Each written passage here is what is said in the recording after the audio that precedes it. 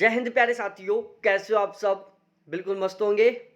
Unique study with Ajay YouTube channel पर आप सभी का बहुत बहुत स्वागत है। और आज हम बात करने वाले हैं बौद्ध धर्म के बारे में। भाई बौद्ध धर्म हम पढ़ रहे थे और हमने बौद्ध धर्म से रिलेटेड बहुत सारी महत्वपूर्ण बातें पढ़ ली थी। देखो कल मैंने बता दिया था आपको जब बौद्ध धर्म शुरू किया था कि भाई ये रटने वाला टॉपिक है। यहाँ पर आपको बहुत सारी चीज़ें हैं जिनको याद करना ही पड़ेगा, इसके अलावा कोई भी ऑप्शन नहीं है। वैसे मैंने जो बहुत महत्वपूर्ण बातें हैं उन्हीं को यहाँ पर इंक्लूड किया है और जो कम महत्वपूर्ण है उनको मैंने कैंसिल कर दिया है। काल चक्र का अभ्यास बौद्ध धर्म द्वारा किया जाता है। सबसे महत्वपूर्ण बात है कि काल चक्र का जो अभ्यास है वो बौद्ध धर्म द्वारा किया जाता है। यह गेलुग वंश में सबसे प्रमुख रूप से दिखाई देता है। काल चक्र का जो अभ्यास है वो बौद्ध धर्म द्वारा किया जाता है। यह गेलुग वंश में सबसे प्रमुख रूप से दिखाई देता है। काल चक्र मुख्य तांत्रिक साधना है। काल चक्र बौद्ध धर्म से संबंधित होता है। बस इतना याद कर लो कि जो काल चक्र है वो बौद्ध धर्म से संबंधित है और बाकी चीजें मत याद करो। चाहे आप केवल इतना याद कर लो कि जो काल चक्र है वो किससे संबंधित है, बौद्ध धर्म से संबंधित है। बुद्ध के धर्म को दो वाहनों में विभाजित किया गया है। जो बुद्ध का धर्म था उसको दो वाहनों में विभाजित किया गया है, जिसमें एक है प्यारे साथियों हीनयान और दूसरा है महायान। बुद्ध ने धर्म को दो वाहनों में विभाजित किया, पहला हीनयान और दूसरा महायान। गौतम बुद्ध ने महाबोधि मंदिर परिसर से दुनिया को बौद्ध धर्म के अपने दिव्य ज्ञान का प्रचार किया। यह मंदिर बिहार के बोध गया में स्थित है। देखो हायर एजुकेशन में क्वेश्चन पूछ लेता है कि कौन सा विश्वविद्यालय कहाँ पर है और वो कौन सी नदी के किनारे पर है। प्राचीन विश्वविद्यालयों के बारे में पूछ लेता है। तो प्राचीन जितने भी विश्वविद्यालय वो सारे के सारे बौद्ध धर्म से संबंधित है। ये मैंने कल वाली क्लास में पढ़ा दिया था आपको कि मोस्टली जितने भी प्राचीन विश्वविद्यालय हैं वो सभी के सभी बौद्ध धर्म से संबंधित हैं। तो उसी तरीके से ये भी एक बहुत ही महत्वपूर्ण है कि गौतम बुद्ध ने एक महाबोधि मंदिर था जहां से पूरी दुनिया को बौद्ध धर्म का ज्ञान दिया था। ठीक है, गौतम बुद्ध ने महाबोधि मंदिर से पूरी दुनिया को बौद्ध धर्म का ज्ञान दिया था। और ये जो महाबोधि मंदिर है वो प्यारे साथियों बिहार के बोध गया में है। कहाँ पर है? बिहार के बोध गया में है। बुद्ध के उपदेश को कुल 3 पटकों में संकलित किया जाता है। बुद्ध महोदय ने अपने जो उपदेश थे उनको टोटल 3 पटकों में इन्होंने संकलित किया। साहित्य के सरल अर्थ के रूप में साहित्य की कुल संख्याएं 3 हैं। तो आप डायरेक्टली ये याद करो कि बुद्ध के उपदेशों को कुल 3 पटकों में संकलित किया जाता है, जिसमें पहला पटक है विनय पिटक, दूसरा है सुत्त पिटक और तीसरा है अभिधम पिटक, अभिदगम पिटक। तो ये सारे प्यारे साथियों ये टोटल 3 पटक हैं जिनमें बुद्ध के उपदेशों को डिवाइड किया गया है। ठीक है, तो जो बुद्ध के जितने भी उपदेश हैं उन सभी उपदेशों को कुल 3 पटकों में संकलित किया गया है। संकलित का मतलब है 3 पटकों के माध्यम से उन्हें एकत्रित किया गया है। 3 पटकों में उनको एकत्रित कर रखा है। जैसे आपने नोट्स बनाते हो ना आप, जैसे ज्योग्राफी के नोट्स आपके 10 रजिस्टरों में हो सकते हैं। तो आपने ज्योग्राफी को कितने नोट्सों में संकलित किया? 10 नोट्सों में संकलित किया। फर्स्ट पेपर के आपने 3 रजिस्टर बना दिए। तो आपने यूजीसी नेट के फर्स्ट पेपर को कितने रजिस्टरों में संकलित किया? 3 रजिस्टरों में संकलित किया। तो इस तरीके से इनके 3 पटक हैं। पहला विनय पिटक। विनय पिटक में बौद्ध भिक्षुओं के आचरण से संबंधित विचार पाए जाते हैं।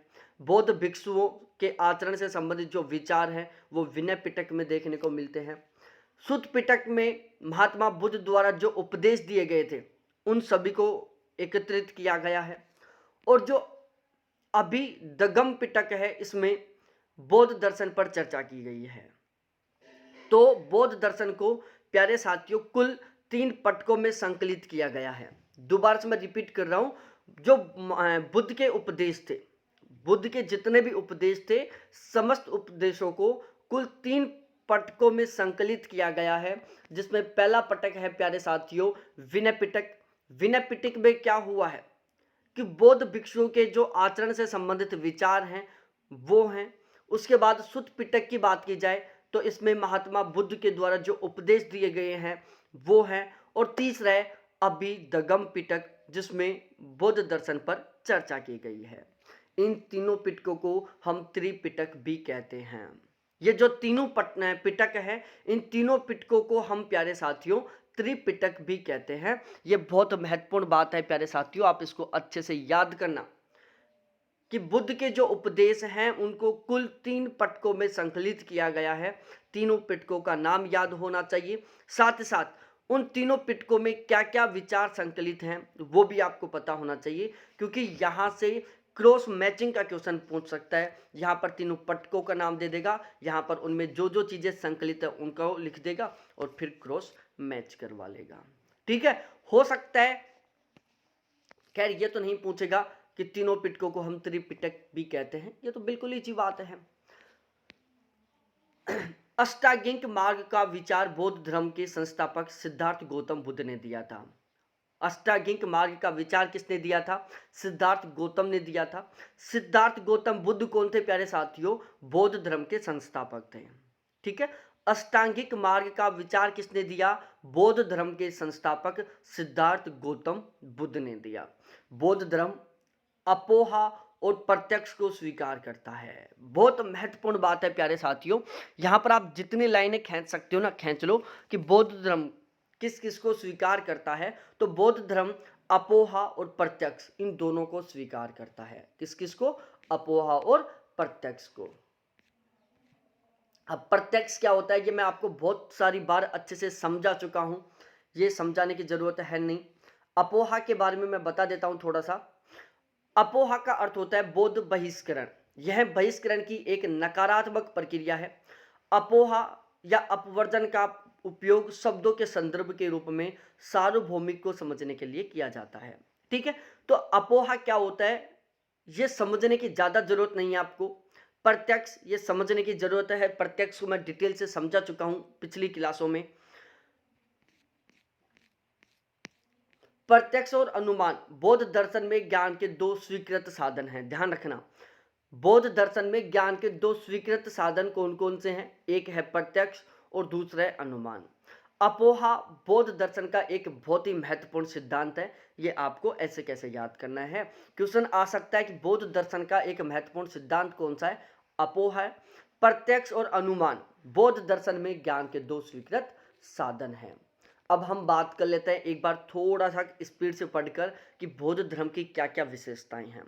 बौद्ध धर्म मध्यम मार्ग पर विश्वास करता है। जो बौद्ध धर्म है ना, वो जो मध्यम मार्ग है, बीच का जो रास्ता है, उस पर विश्वास करता है। बौद्ध धर्म जीवन का चरम लक्ष्य निर्वाण की प्राप्ति को मानता है। निवाण की प्राप्ति को मानता है, निवाण की प्राप्ति को मानता है। ये बहुत महत्वपूर्ण पॉइंट है कि बौद्ध धर्म जीवन का चरम लक्ष्य निवाण की प्राप्ति को मानता है। बौद्ध धर्म संसार को दुख में मानता है, दुख निरोध का निवाण मानता है। बौद्ध धर्म है पूरे संसार को दुख में मानता है। बौद्ध धर्म का मानना है कि पूरा संसार कैसा है? दुख में, तथा दुख निरोध को निवाण मानता है। ठीक है भाई, दुख बिल्कुल दूर हो गया तो फिर कोई दिक्कत ही नहीं है। तो जो बौद्ध धर्म है संसार को दुख में मानता है कि पूरा पूरा जो संसार है वो दुखी है, दुख से पीड़ित है, और यदि दुख का निवारण हो गया तो वो निवारण हो गया। बौद्ध धर्म ईश्वर और वेदों की प्रामाणिकता पर विश्वास नहीं करता है। महात्मा बुद्ध के अनुसार मानव स्वयं अपने भाग्य का निर्णायक है, कोई ईश्वर नहीं। यह बहुत महत्वपूर्ण बात है प्यारे साथियों। बौद्ध धर्म की विशेषताएं पूछ सकता है। यहां से कैसे क्वेश्चन बनेगा मैं समझा देता हूं। ऊपर लिख देगा निम्नलिखित में से कौन कौन सी बौद्ध धर्म से संबंधित कथन है। नीचे 8 कथन लिख देगा। 4 कथन बौद्ध धर्म से संबंधित होंगे, ये चारों। 4 कथन कहीं और से होंगे। अब आपको जब पता होगा कि कौन से बौद्ध धर्म से संबंधित है, कौन से बौद्ध धर्म से संबंधित नहीं है, तभी तो आप ठीक कर पाओगे। तो बौद्ध धर्म है ना, वो ईश्वर और वेदों की प्रामाणिकता पर बिल्कुल भी विश्वास नहीं करता। बौद्ध धर्म ईश्वर और वेदों की प्रामाणिकता पर कतई विश्वास नहीं करता। महात्मा बुद्ध के अनुसार मानव स्वयं अपने भाग्य का निर्णायक है, कोई ईश्वर नहीं। बौद्ध धर्म अनात्मवाद को मानता है, नो सोल थ्योरी को मानता है। महात्मा बुद्ध के अनुसार संसार में ना कोई आत्मा है और न ही कोई आत्मा की तरह कोई अन्य वस्तु है। ठीक है, तो अनात्मवाद कह सकते हैं हम इसको। बौद्ध धर्म क्या है प्यारे साथियों? अनात्मवाद है। अनात्मवाद, अनात्मवाद। बौद्ध धर्म क्या है प्यारे साथियों? अनात्मवाद है। महात्मा बुद्ध के अनुसार संसार में ना तो कोई आत्मा है और ना ही आत्मा के समान कोई अन्य वस्तु है। बौद्ध धर्म क्या है प्यारे साथियों? अनात्मवाद है। वो आत्मा को नहीं मानता। बौद्ध धर्म आत्मा को नहीं मानता। बौद्ध धर्म का मानना है कि भाई इस संसार में कोई आत्मा नहीं है, कोई नित्य नहीं है और ना ही आत्मा के समान कोई अन्य वस्तु है। बौद्ध धर्म वर्ण को गुण व क्रम के अनुसार मानता है, जन्म के आधार पर। ठीक है, बौद्ध धर्म प्यारे साथियों वर्ण को गुण व क्रम के अनुसार व जन्म के आधार पर मानता है। ठीक है, बौद्ध धर्म वर्ण को किसके आधार पर मानता है? गुण व क्रम और जन्म के आधार पर। बौद्ध धर्म की शिक्षा का सारांश 4 आर्य सत्य है। अब ये सबसे मेन बात है, आप इसको मत याद करना चाहिए, ज्यादा महत्वपूर्ण लाइन नहीं है ये, लेकिन ये वाली जो लाइन है ना वो बहुत महत्वपूर्ण है। यहां पर ये सबसे ज्यादा महत्वपूर्ण है। बौद्ध धर्म से स्टेटमेंट टाइप का क्वेश्चन बन सकता है यहां से, ये बहुत महत्वपूर्ण है। बौद्ध धर्म की शिक्षा का सारांश 4 आर्य सत्य में निहित है। पहला दुख, दूसरा दुख का कारण, तीसरा दुख निरोध और चौथा दुख निरोध मार्ग। बौद्ध धर्म की शिक्षा का जो सारांश है वो 4 आर्य सत्य में निहित है। पहला दुख, बौद्ध धर्म है जो दुख का व्याख्यान करता है, फिर दुख के कारणों को जानने की कोशिश करता है, फिर दुखों को दूर करने की कोशिश करता है और दुख को दूर करने के जो तरीके हैं उन पर ध्यान देता है। तो बौद्ध धर्म की जो शिक्षा का सारांश है वो 4 आर्य सत्यों में निहित है। पहला दुख, कि दुख क्या है, दुख कैसे है, दुख किस तरीके से है, दुख के कारण क्या क्या हो सकते हैं, दुख को हम किस तरीकों से दूर कर सकते हैं और दुख का निवारण क्या है। बौद्ध धर्म अहिंसा एवं पशुओं की रक्षा पर अत्यधिक जोर देता है। ये बात भी थोड़ी ठीक ठाक है।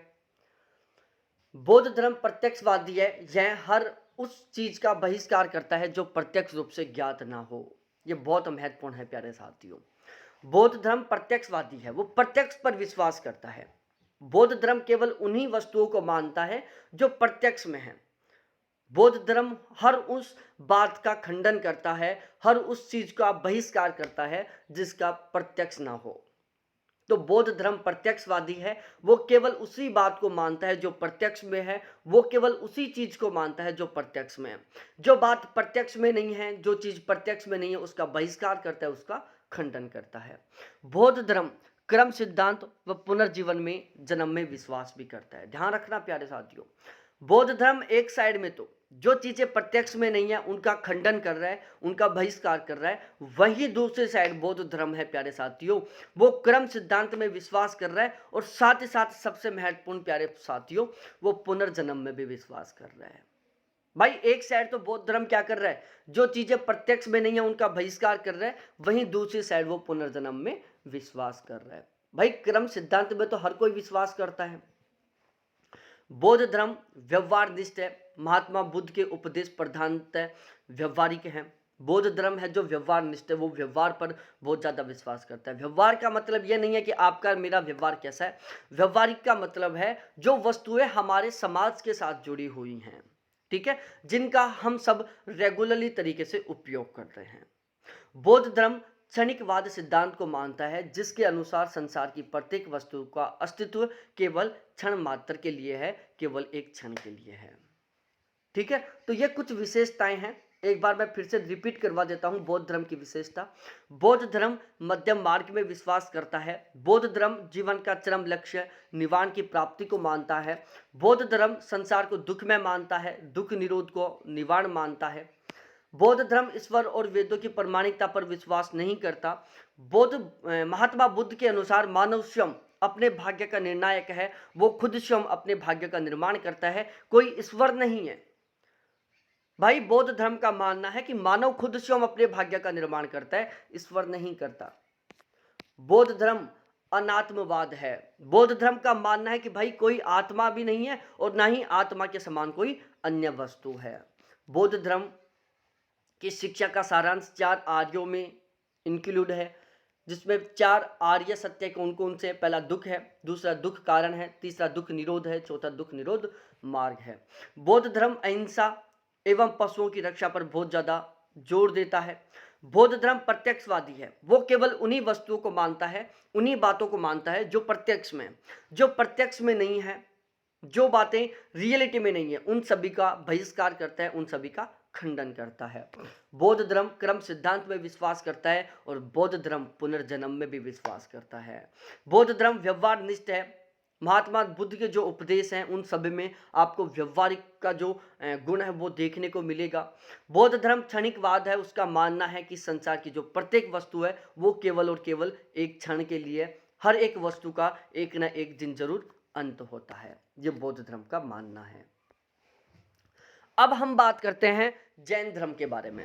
प्यारे साथियों, जैन धर्म भी बहुत महत्वपूर्ण धर्म है, इसको भी हम पढ़ते हैं, जबरदस्त तरीके से पढ़ने की कोशिश करेंगे। जैन धर्म श्रमण परंपरा से निकला है तथा इसके प्रवर्तक 24 तीर्थंकर, जिनमें प्रथम तीर्थंकर भगवान ऋषभदेव, आदिनाथ तथा अंतिम तीर्थंकर महावीर स्वामी हैं। ठीक है, तो प्यारे साथियों, पहली बात, जैन धर्म श्रमण परंपरा से निकला हुआ है। इसके जो प्रतिपादक है वो कौन है? वो भी श्रमण परंपरा से हैं। जैन धर्म श्रमण परंपरा से निकला हुआ है। जैन धर्म के जो प्रवर्तक हैं वो भी श्रमण परंपरा से हैं। 24 तीर्थंकर हैं, जिनमें सबसे पहला तीर्थंकर कौन थे? भगवान ऋषभदेव थे, जिनको हम आदिनाथ के नाम से जानते हैं। और सबसे अंतिम तीर्थंकर कौन है? महावीर स्वामी हैं, जिसकी आज आप सभी पूजा करते हैं, सभी जानते हैं महावीर स्वामी को।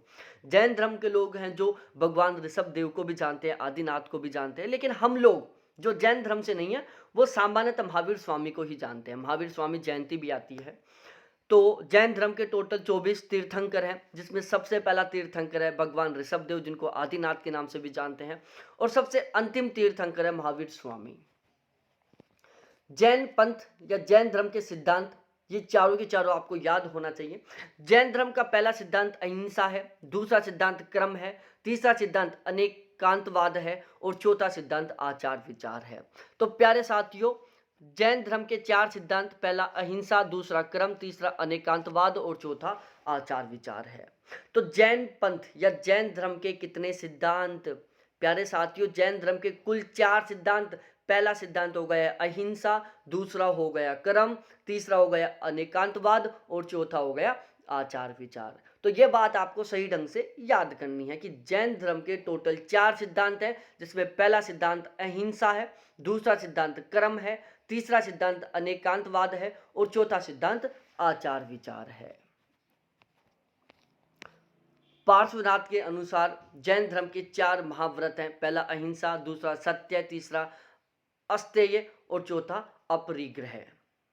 पार्श्वनाथ के अनुसार जैन धर्म के टोटल 4 महाव्रत हैं, पहला अहिंसा है, दूसरा सत्य है, तीसरा अस्तेय, चौथा अपरिग्रह। पार्श्वनाथ के अनुसार जैन धर्म के प्यारे साथियों टोटल 4 महाव्रत हैं, पहला महाव्रत अहिंसा है, दूसरा सत्य है, तीसरा अस्तेय, चौथा अपरिग्रह। ये चारों भी आपको याद होना चाहिए। महावीर ने 5वां महाव्रत ब्रह्मचार्य के रूप में स्वीकार किया है। तो महावीर ने टोटल 5वां महाव्रत बताया, वो 5वां महाव्रत था ब्रह्मचार्य। जैन के मत के अनुसार टोटल 3 प्रमाण होते हैं। जैन धर्म केवल 3 प्रमाणों को मानता है, प्रत्यक्ष, अनुमान और आगम को। बहुत महत्वपूर्ण है, इसके 10-20 लाइन खींच लो, यहां से सबसे ज्यादा चांस है क्वेश्चन बनने के। बाकी जो भी मैं धर्म से रिलेटेड पढ़ा रहा हूं सारा याद करने का है, सारा सब कुछ आपको याद करना ही है, क्योंकि सब महत्वपूर्ण है। जैन धर्म है जो केवल 3 प्रमाणों को मानता है, जिसमें एक है प्रत्यक्ष, दूसरा अनुमान और तीसरा आगम। जैन धर्म के 3 रत्न हैं, जिसमें पहला है सम्यक दर्शन, दूसरा सम्यक ज्ञान, तीसरा सम्यक चरित्र। यहां से क्वेश्चन बन चुका है प्यारे साथियों। तो जैन धर्म में त्रिरत्न है, जिसमें पहला रत्न है सम्यक दर्शन, दूसरा रत्न है सम्यक ज्ञान और तीसरा रत्न है सम्यक चरित्र।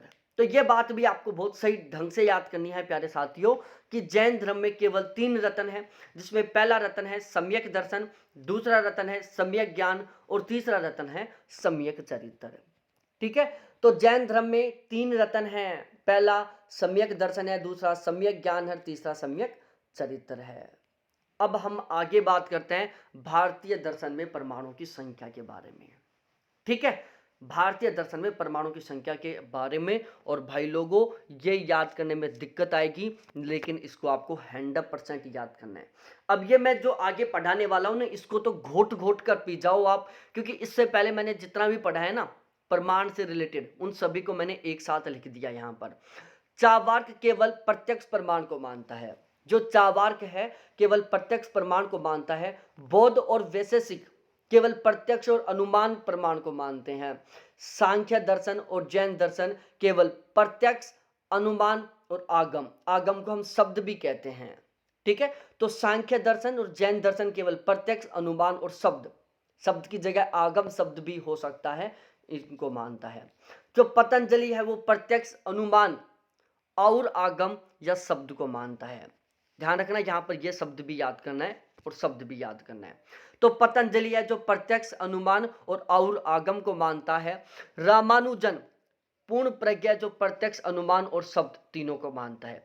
कुछ लोगों के दिमाग में आएगा यार खिचड़ी बनेगी, हम आगम की जगह शब्द को याद कर लेते हैं। ऐसा मत कर देना, क्योंकि हो सकता है आगम लिख दे, हो सकता है और आगम लिख दे, हो सकता है शब्द लिख दे। तो ये दोनों चीजों को आपको याद करना है। ठीक है, रामानुजन पूर्ण प्रज्ञा है जो प्रत्यक्ष, अनुमान और शब्द को मानता है। इसके अलावा प्यारे साथियों, प्रभाकर और मीमांसक है जो प्रत्यक्ष, अनुमान, उपमान, शब्द और अर्थोपत्ति को मानता है। प्रत्यक्ष, अनुमान, उपमान, शब्द और अर्थोपत्ति को मानता है। कुमारिल भट्ट और भादमत है जो प्रत्यक्ष, अनुमान, शब्द, उपमान, अर्थोपत्ति और अनुपलब्धि, इन सभी को मानता है। अब मैं एक बार रिवीजन करवा देता हूं। चावार्क केवल और केवल प्रत्यक्ष प्रमाण को मानता है। बौद्ध और वैशेषिक प्रत्यक्ष और अनुमान दोनों प्रमाणों को मानता है। सांख्य दर्शन और जैन दर्शन है जो प्रत्यक्ष, अनुमान और आगम, इन तीनों को मानता है। पतंजलि है जो प्रत्यक्ष, अनुमान और आगम तीन को मानता है। रामानुजन पूर्ण प्रज्ञा जो प्रत्यक्ष, अनुमान और शब्द तीनों को मानता है। प्रभाकर या मीमांसक है जो प्रत्यक्ष, अनुमान, उपमान, शब्द और अर्थोपत्ति पांच को मानता है। कुमारिल भट्ट या जो भादमत है वो प्रत्यक्ष, अनुमान, शब्द, उपमान, अर्थोपत्ति और अनुपलब्धि 6 को मानता है। ठीक है, तो ये भाई लोगों आपको अच्छे से याद ही करना है। इनका कोई ही ट्रिक नहीं है, इनका कोई शॉर्ट वे नहीं है कि चलो हम इनको शॉर्ट वे से याद कर लें। बस इनका शॉर्ट वे यही था कि मैंने इन सभी को एक साथ इकट्ठा करके बता दिया आपको। इसके अलावा 2-4 और रह गए बीच में, उनको भी आप यहां पर ऐड कर सकते हो। आपको पता चल चुका होगा कि कौन कौन से रह गए होंगे, क्योंकि इतना तो खोपड़ा आपने भी यूज करके पढ़ा है ना। और यदि आपको नहीं पता चला तो समझो भाई आपने अब तक जो पढ़ा है वो ऊपर से गया, आपने कुछ सही ढंग से पढ़ा ही नहीं है। ठीक है, अब हम थोड़ा आगे बात करते हैं।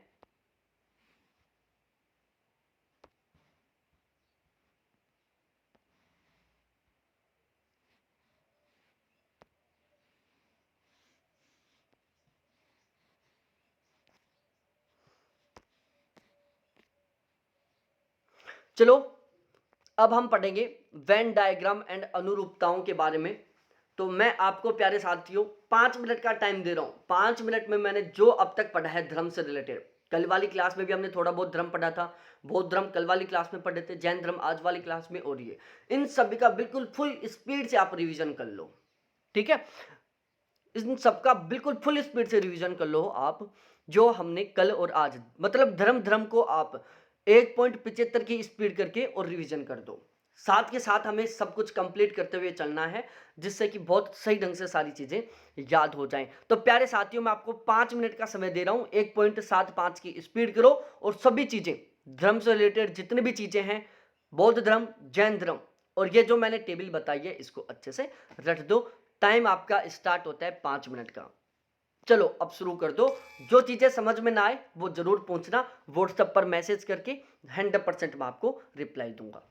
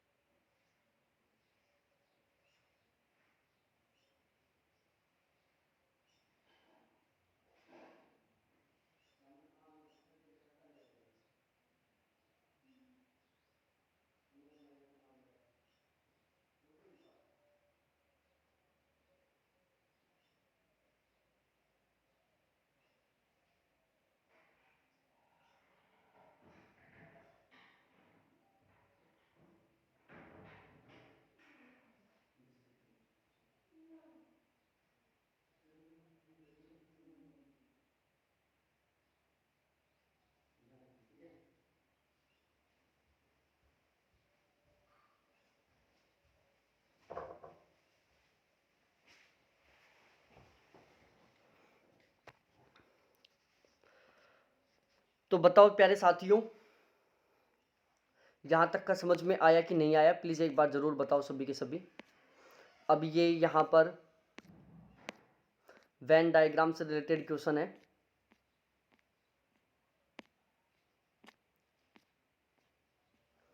ठीक है, इनको भी मैं एक बार आपको क्विकली तरीके से समझा देता हूँ, बाकी इसमें बहुत कुछ समझाने का नहीं है।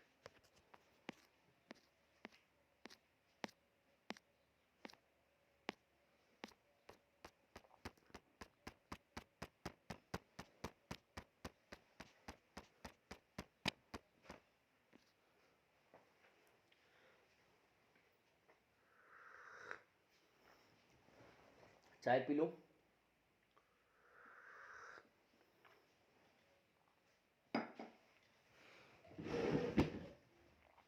चलो ठीक है, शुरू करते हैं अब वेन डायग्राम के बारे में।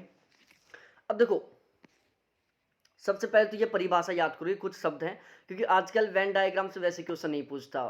उसको एनटीए को पता है कि भाई यदि मैं वेन डायग्राम से एग्जाम्पल वाले क्वेश्चन पूछूंगा सभी ठीक कर देंगे, इसलिए वो वेन डायग्राम से कथन कारण टाइप के क्वेश्चन बना लेता है। वह आरेख है, वेन डायग्राम एक ऐसा आरेख है जो समुच्चयों में, जो समुच्चयों के परिमित संग्रहों के बीच सभी परिकाल्पनिक रूप से संभव तार्किक संबंधों को दर्शाता है। ठीक है भाई, वेन डायग्राम क्या है? वेन डायग्राम जो अलग अलग प्रकार के जो समुच्चय हैं उनके बीच में जो संबंध है उन सभी को दिखाता है। जैसे एक समुच्चय ये है, एक समुच्चय ये है, एक समुच्चय ये है। अब इन तीनों समुच्चयों के बीच में जो पारस्परिक संबंध है, जैसे इन दोनों के बीच में संबंध, इन दोनों के बीच में संबंध, इन तीनों के बीच में संबंध, इन दोनों के बीच में संबंध, इसको किसके द्वारा दिखाया जा रहा है? वेन डायग्राम के द्वारा। वेन आरेखों का आविष्कार 1880 में जॉन वेन के द्वारा किया गया था। ठीक है, वेन आरेखों का आविष्कार किसने किया था? 1880 में जॉन वेन के द्वारा किया गया था। इनका कई क्षेत्रों में उपयोग किया जाता है, जैसे समुच्चय सिद्धांत में, प्रायिकता तर्क में, सांख्यिकी में और कंप्यूटर विज्ञान में इनका प्रयोग किया जाता है। समुच्चयों के बीच संबंधों को आरेखों के द्वारा निरूपित किया जाता है। समुच्चयों के बीच में जो संबंध है उसको आरेखों के द्वारा दिखाया जाता है। आरेख है भाई ये, ठीक है, ये क्या है? आरेख है। अब जैसे यहां पर मैं केवल मोटे मोटे तौर पर बता रहा हूं आपको। जैसे यहां पर सबसे पहला स्टेप लेते हैं, जब कोई वस्तु किसी वस्तु में पूर्ण रूप से समाहित है, जैसे आम फल। जब कोई एक वस्तु किसी दूसरी वस्तु में पूर्ण रूप से समाहित है तो उसके लिए किस तरीके से डायग्राम बनेगा?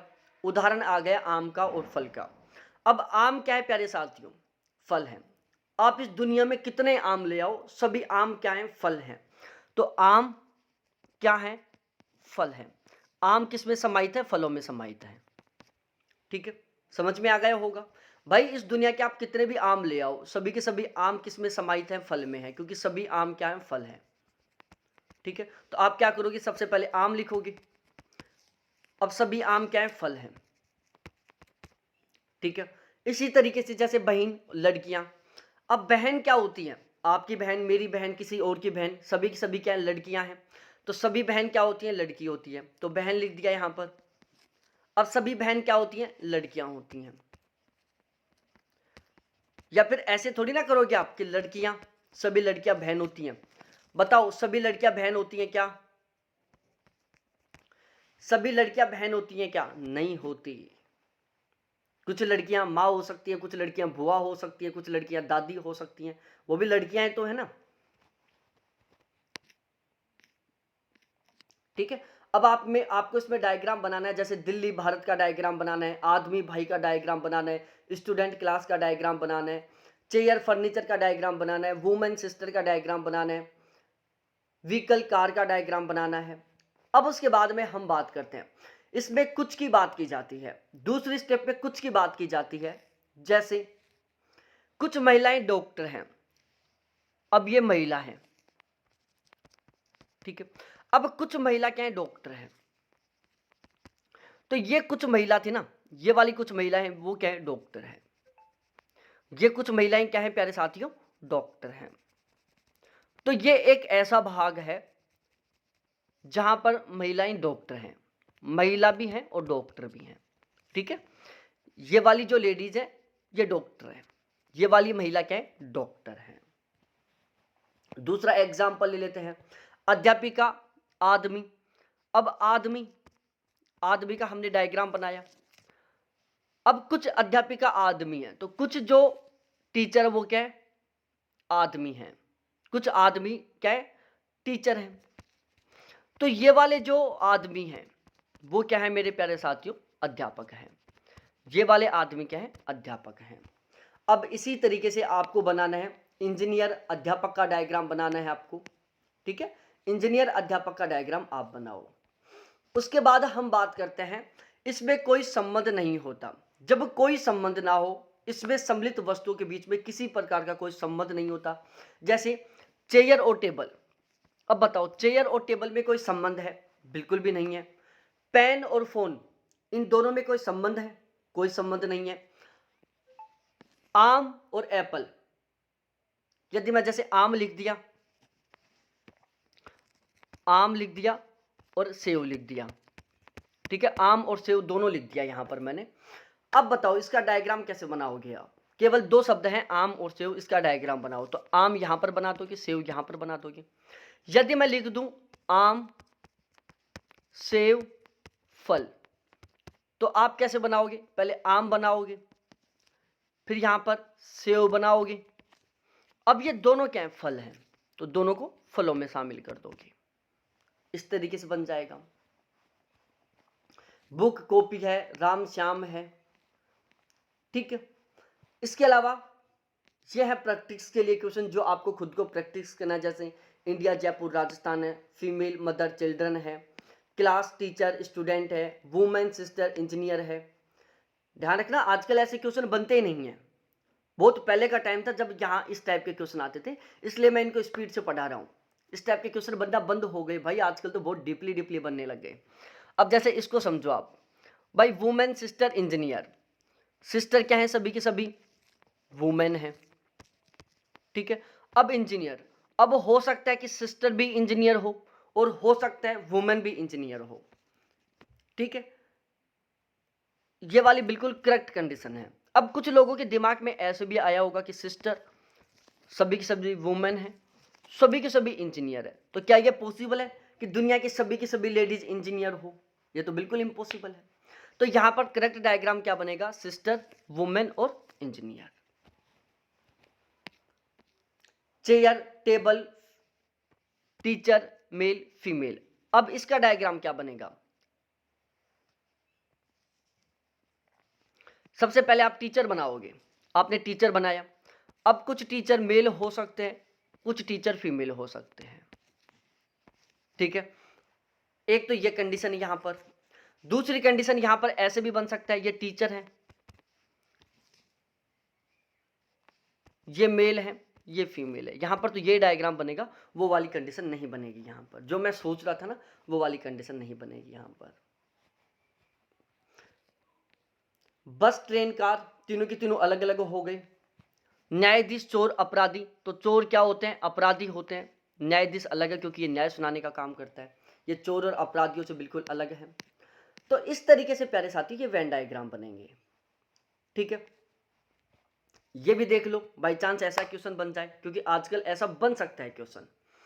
अब यहां पर लिख दिया है, एक उदाहरण है कि त्रिभुज के द्वारा तो इंजीनियर को दिखाया जा रहा है, वृत्त के द्वारा डॉक्टर को दिखाया जा रहा है, और वर्ग के द्वारा अध्यापक को दिखाया जा रहा है। मतलब इस वर्ग में जितने भी डाटा हैं वो अध्यापक के हैं, वृत्त में जितने डाटा हैं वो डॉक्टर के हैं, त्रिभुज में जितने भी डाटा हैं वो सभी के सभी इंजीनियर के हैं। अब पहला क्वेश्चन, कितने कैंडिडेट केवल इंजीनियर हैं? अब आपको पता चलाना है कि यहाँ पर कितने कैंडिडेट हैं जो केवल इंजीनियर हैं। तो केवल इंजीनियर प्यारे साथियों केवल 10 हैं, क्योंकि ये वाला जो पोर्शन है वो किसका है, ये वाला पोर्शन किसका है, इंजीनियर का है। अब इसमें सबसे पहले हम एक की बात करें तो ये तो डॉक्टर भी है और इंजीनियर भी है। यदि हम दो की बात करें तो ये अध्यापक, डॉक्टर और इंजीनियर तीनों हैं। यदि हम इस चार की बात करें तो ये अध्यापक भी है, इंजीनियर भी है। यहां पर पूछा है कि केवल इंजीनियर कितने हैं, तो वो प्यारे साथियों 10 हैं। अगला क्वेश्चन बन गया कि कितने कैंडिडेट ऐसे हैं जो इंजीनियर, अध्यापक और डॉक्टर तीनों हैं। तो प्यारे साथियों तीनों कौन कौन से हैं? ये दो एक ऐसी संख्या है जो डॉक्टर भी है, जो अध्यापक भी है और जो इंजीनियर भी है। ठीक है, तो दो ऐसे कैंडिडेट हैं जो डॉक्टर, अध्यापक और इंजीनियर तीनों हैं। इस तीन की विशेषता बताओ। तीन क्या है प्यारे साथियों? डॉक्टर भी है और अध्यापक भी है। चार की विशेषता बताओ प्यारे साथियों। चार क्या है? इंजीनियर भी है और अध्यापक भी है। 15 क्या है? केवल डॉक्टर है। 20 क्या है? केवल अध्यापक है। ठीक है, तो इस तरीके से क्वेश्चन बनेगा यहाँ पर। बिल्कुल इजी इजी क्वेश्चन है ये, तो कोई भी कर सकता है इनको। अब यहाँ पर आ गया बॉय, एजुकेशन, अनएम्प्लॉयड, डांसर। अब यहाँ पर क्वेश्चन बन सकता है। देखो यहाँ पर क्या है सीन, ये तो बॉय है, ये सभी क्या है? एजुकेटेड है, पढ़े लिखे हैं। ये सभी क्या है? बेरोजगार है, अनएम्प्लॉयड है। ये सभी क्या है? डांसर हैं। अब क्वेश्चन आएगा कि कितने व्यक्ति हैं जो बेरोजगार शिक्षित हैं? कितने व्यक्ति हैं जो बेरोजगार शिक्षित हैं? तो प्यारे साथियों, वो शिक्षित भी हैं, मतलब वो इसमें भी आने चाहिए, और वो बेरोजगार है, मतलब इसमें भी आने चाहिए। तो कितने कैंडिडेट हैं जो बेरोजगार और शिक्षित हैं, जिनमें दोनों गुण विद्यमान हैं? तो प्यारे साथियों, 8 ऐसे कैंडिडेट हैं जो शिक्षित में भी आ रहे हैं और जो बेरोजगार में भी आ रहे हैं। क्वेश्चन आ जाता है कि कितने लड़के हैं जो शिक्षित भी हैं, डांसर भी हैं और बेरोजगार भी हैं? तो प्यारे साथियों, वो संख्या है यहाँ पर 9। 9 है जो अनएम्प्लॉय में भी आ रहा है, 9 डांसर में भी आ रहा है, 9 बॉयज में भी आ रहा है, और 9 प्यारे साथियों एजुकेटेड में भी आ रहा है। तो 9 ऐसे बच्चे हैं जो डांसर, अनएम्प्लॉय और शिक्षित भी हैं। तो इस तरीके का यहां पर बन सकता है क्वेश्चन। अब सबसे मेन सीन आता है ये वाला।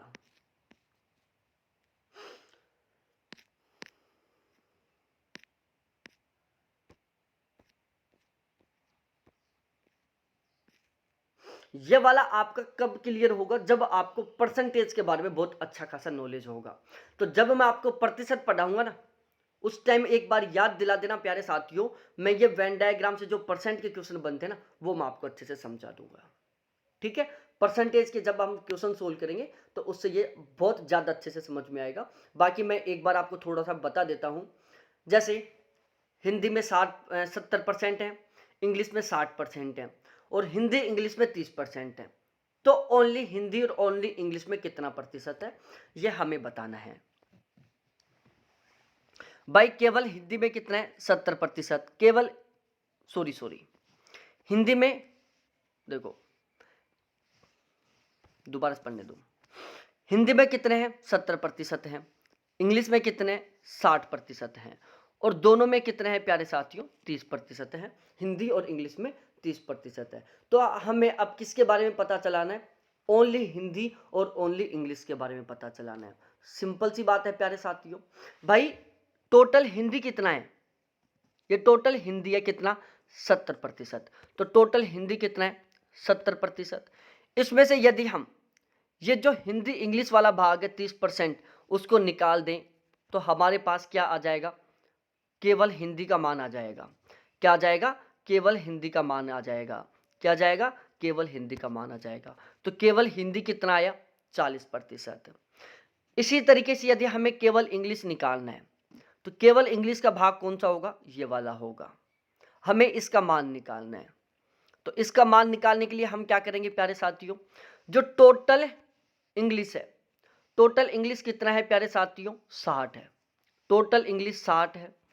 टोटल इंग्लिश 60 में से यदि हम हिंदी इंग्लिश वाला जो भाग है कितना?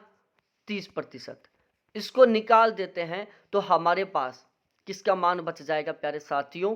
केवल इंग्लिश का मान बच जाएगा। इसका मान कितना? 30%। ठीक है, तो इनको आप इस तरीके से सोल्व कर सकते हो, बिल्कुल डायग्रामों से ही। दूसरा एग्जाम्पल देख लो। कुल विद्यार्थियों की संख्या 500 है। टोटल स्टूडेंट कितने हैं? 500।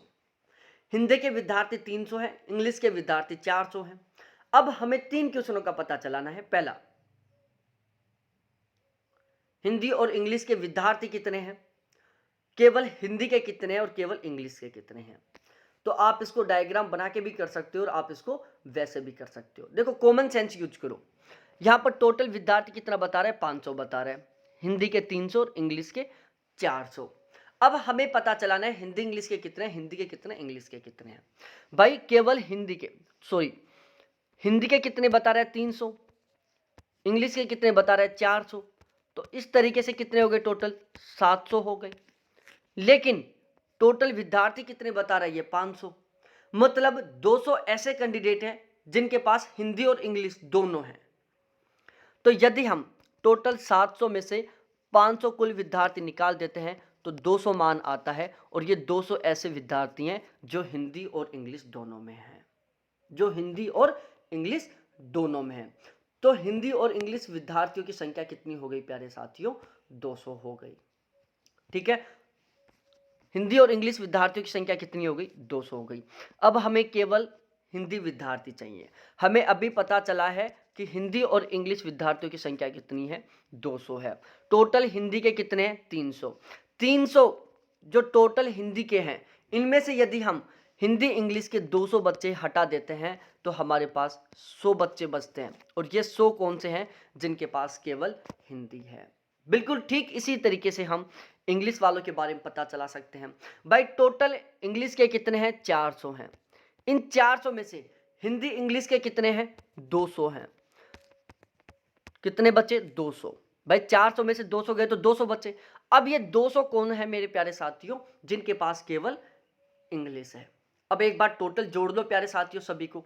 भाई हमारे पास हिंदी इंग्लिश का मान 200 आया, ओनली हिंदी का मान 100 आया, ओनली इंग्लिश का मान 200 आया। 200 300 और 300 और 200 500, टोटल 500 आ गया प्यारे साथियों। ठीक है, तो समझ में आ गया होगा, बिल्कुल इजी सा क्वेश्चन था ये।